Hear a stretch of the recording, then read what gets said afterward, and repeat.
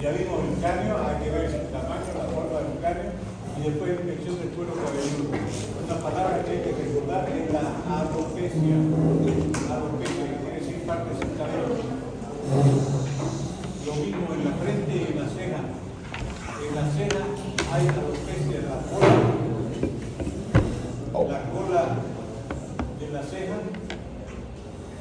Cuando se pierde la cola de la ceja hay que pensar en dos entidades. Una es hipotiroidismo y otra es sífilis.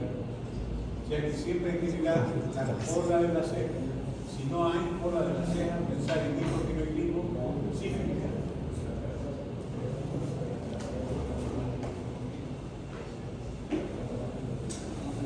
Después, cuando hacemos la inspección, primero siempre hay que ver la simetría. Todo tiene que ser simétrico.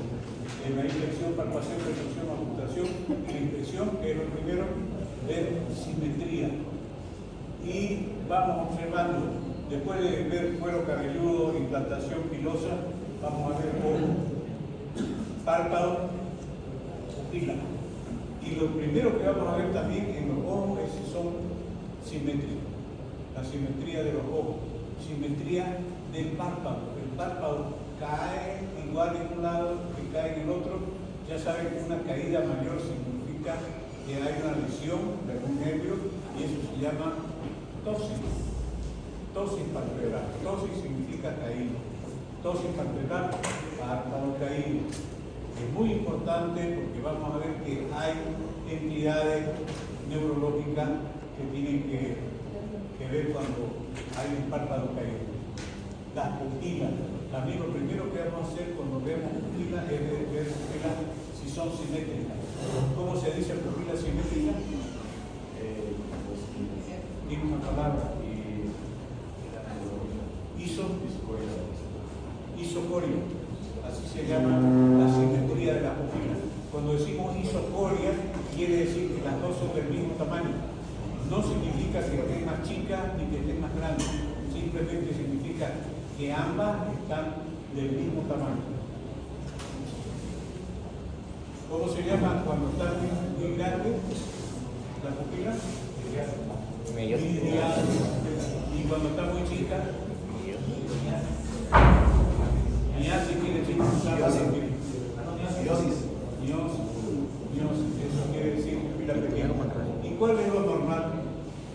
¿Cuándo se dice que es pequeña? ¿Cuándo se dice que está grande? Cuando una está más pequeña que la otra se llama anisocoria. Pero ¿cuánto es el tamaño de la pupila normal? ¿Cuánto tiene que medir?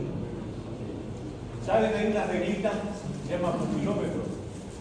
Es una reglita así. Y ahí hay redondito, negro, del más chico al más grande. Y con la medida en milímetros por abajo. Entonces, si yo quiero saber cuánto mide mi pupila, agarro el pupilómetro, lo pongo ahí y verifico cuál es la que se compara y es del mismo tamaño que una que esté aquí. Entonces, así hay el mismo tamaño que esta, entonces son 4 milímetros. Lo normal es de 2 a 6. Más de 6 es miriasis, menos de 2 es miosis. Para algunos, menos de 4 ya es. Pero hay que tomar de 2 a 6. Miriasis. Arriba. La nariz, lo primero que hay que observar la nariz es que esté simétrica con la cara, que no esté desviada y que la fosa nasal esté permeable. Las orejas también es muy importante la implantación de las orejas. ¿Dónde están implantadas? Fíjense que la implantación tiene que ir de acuerdo con la comisura de los ojos, la comisura en los labios. Hay situaciones en que la implantación de la oreja es más baja, como sucede en el síndrome de Down. En el síndrome de Down, las orejas están implantadas más abajo. La boca, ya hemos hablado de la boca cuando hablamos de simetría de la cara de Vázquez. La boca tiene que estar en posición central con los pliegues nasolabiales simétricos. Y las glándulas salivales, la más importante, la parótida, que se palpa. Después el cuello. Yo cuando pregunto qué es lo que tenemos que ver en el cuello tenemos que ver 4 cosas.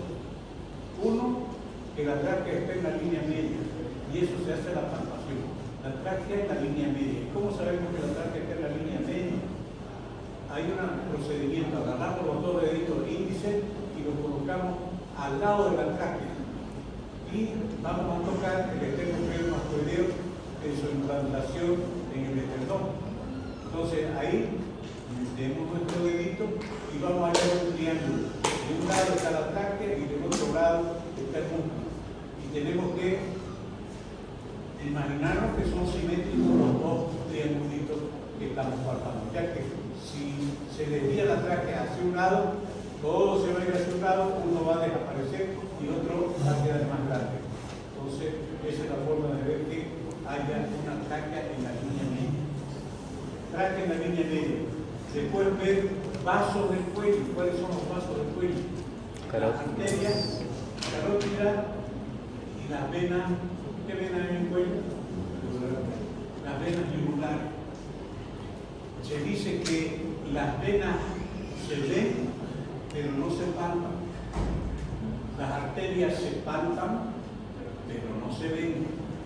Y eso hay que tenerlo en cuenta porque cuando una arteria se ve que brinca, eso es patológico. Y se llama danza o baile arterial. Que brinca, danza o baile arterial. Significa que hay alguna patología a nivel cardíaco, generalmente válvula auricular. Y después las venas se ingurgitan. ¿Qué quiere decir? Se hinchan. Cuando se hinchan las venas, ya lo vimos en el esquemita ese del corazón, las venas de la cabeza, de los brazos, de la cabeza, perdón, de los brazos y del cuello también bajan y van directamente a la aurícula derecha.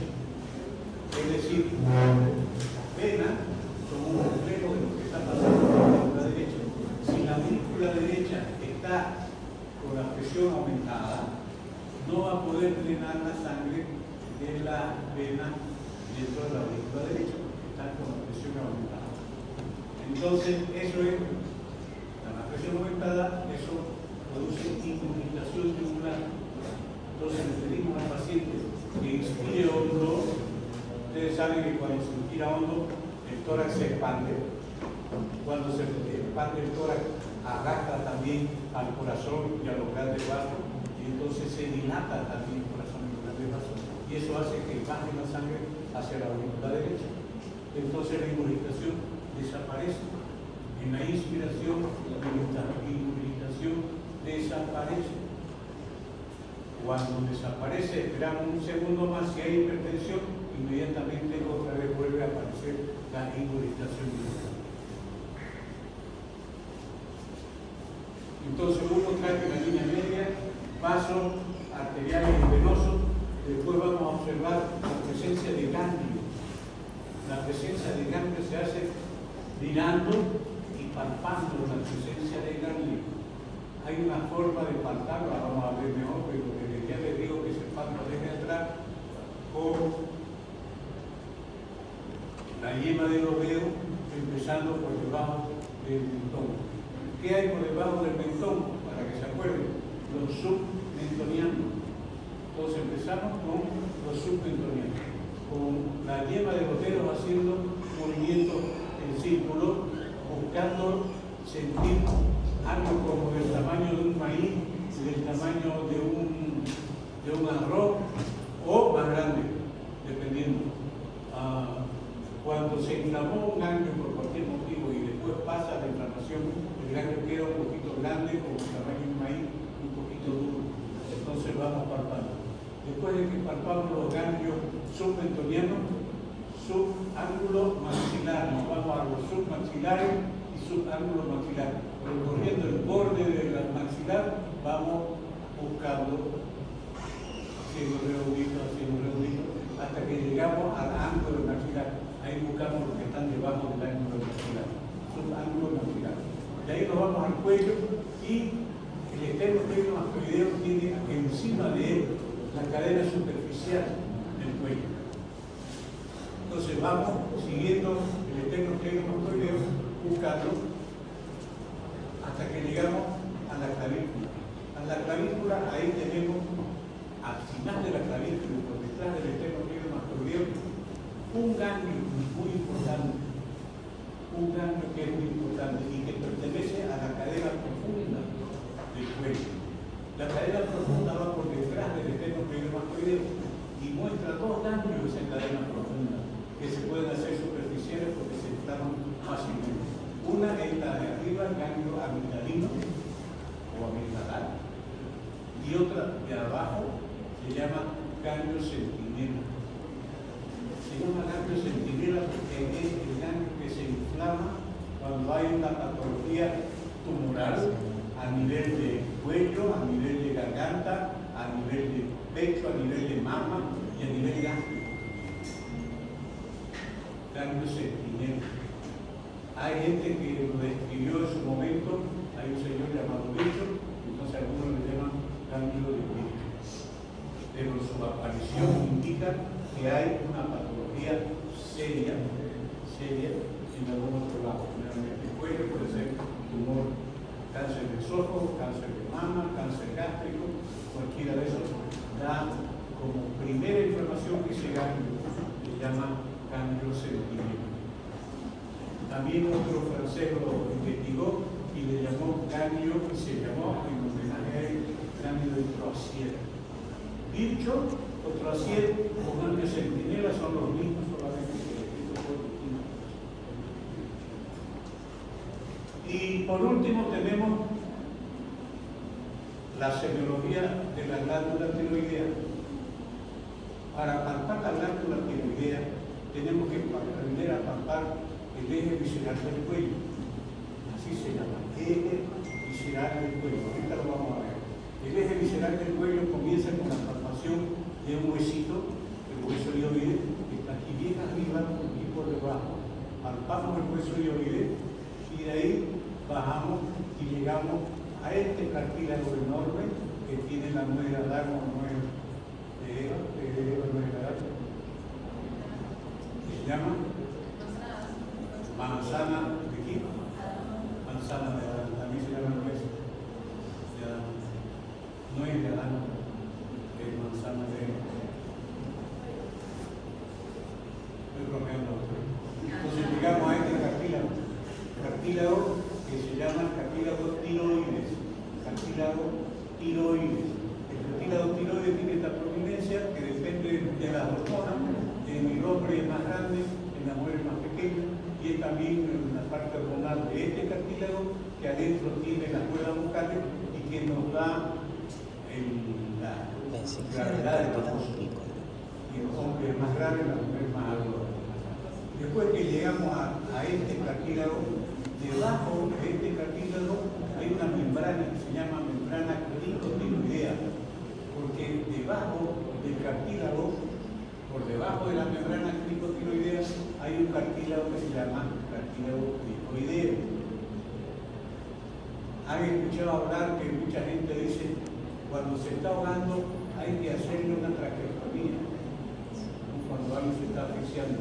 En realidad la traqueostomía es una cirugía reglada que se hace en un quirófano porque conlleva el corte de un cartílago.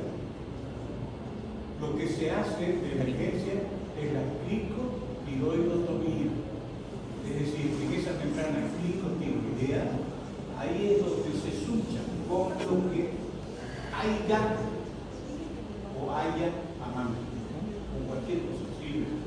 Se está muriendo. Si lo dejamos, se va a morir. Entonces podemos agarrar, cortar con una tijera, cortar con un cuchillo, con una navaja, con lo que sea. Y por último, el efecto lápiz. La cuestión es salvar la vida. Y no le va a doler porque está inconsciente, ya se está muriendo. Primeramente, ya llegamos a esas alturas haciendo una cricotiloidotomía de urgencia. ¿Qué consiste la cricotiloidotomía? Agujerear la membrana cricotiloidea, que se la agujerea y es una membrana que casi no sangra. Por eso también se la agujerea sin problema. Casi no sangra. y detrás está la tráquea. Entonces perforamos un poquito y ahí está la tráquea. Con que perforemos con una aguja, eso que entra por una aguja, ese poquito de aire, da un espacio de tiempo como para llevarlo a una emergencia. Tenemos unos 10 minutos de oxígeno suplementario con ese pequeño agujero. Y si nos animamos a meter un lapicero más grande, tenemos más tiempo para poder recuperar la persona con su lápiz ahí. Pero eso nos sirve para llegar a la emergencia y que la emergencia ya haga lo que tiene que hacer. Pero le hemos salvado la vida gracias a ese Cristo y oídotomía. Cristo y oídotomía. Entonces, volviendo a las 4 cosas que tenemos que hacer en cuello. Ver que la tráquea esté en la línea media, ver los vasos, arteria y vena, ver los ganglios y ver la tiroides. En los ganglios habíamos quedado subencilianos, submandibulares, subángulos mandibulares, cadenas superficiales del cuello y llegamos al ganglio de abajo. En el lado izquierdo, me había olvidado comentarle que es el lado izquierdo donde drena todos los ganglios a ese ganglio que se llama centinela, ahora le dicen más ganglio centinela, antes era de pecho o del trasero. Y ese ganglio en el lado izquierdo, ahí sí, ese ganglio está grandote, lo vamos a sacar y lo vamos a llevar a una biopsia y vamos a ver si tiene metástasis, porque ahí es donde van las metástasis.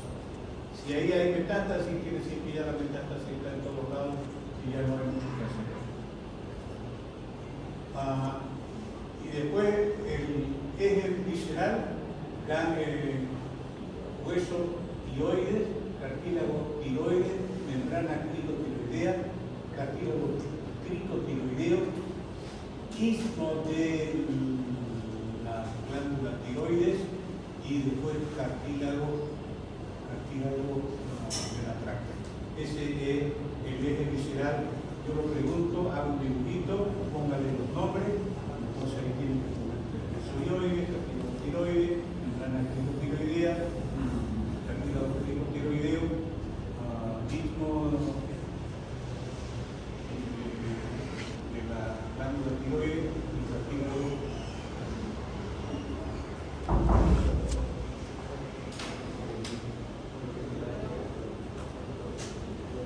Ahí están los ganglios. Habíamos fijado, este es otro esquema. Yo el esquema que hago es lo que uno hace cuando está sentado así con el paciente delante de uno, las manos de uno aquí y empezamos aquí. Seguimos aquí, superficie que esté muy más fluido, llegamos hasta acá. Acá los ganglios de la clavícula supraclavicular, infraclavicular, supraclavicular, y de ahí nos vamos hacia atrás de los ganglios del occipital, ganglio de la nuca, ganglio occipital. Y de los occipitales nos vamos hacia las orejas, los retroauriculares. Y de los retroauriculares nos vamos hacia delante de la oreja, los preauriculares. Y con eso hemos visto todos los grupos importantes del cuello, todos los hemos visto. Con ese recorrido que hacemos así, no se nos escapa ninguno. Entonces, si hay alguna inflamación, la vamos a detectar.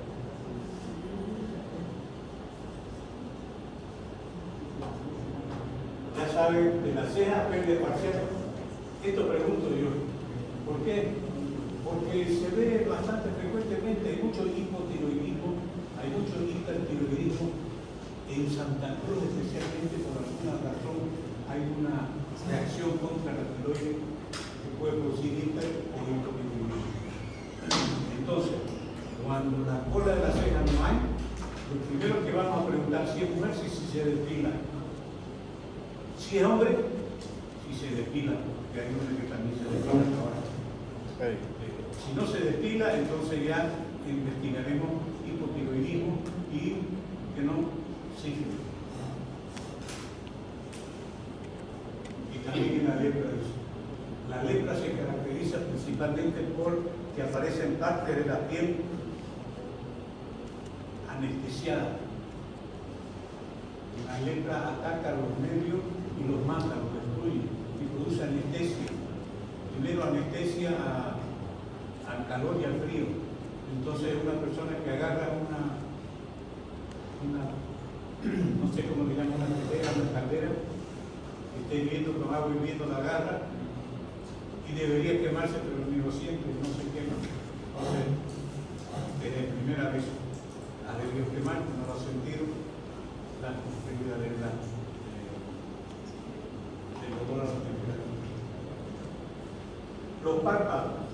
Ya dijimos que los párpados, lo primero que hay que ver cuando miramos los párpados es si están simétricos ambos y tiene que estar un poquito por encima del iris. Ya vamos a ver en detalle.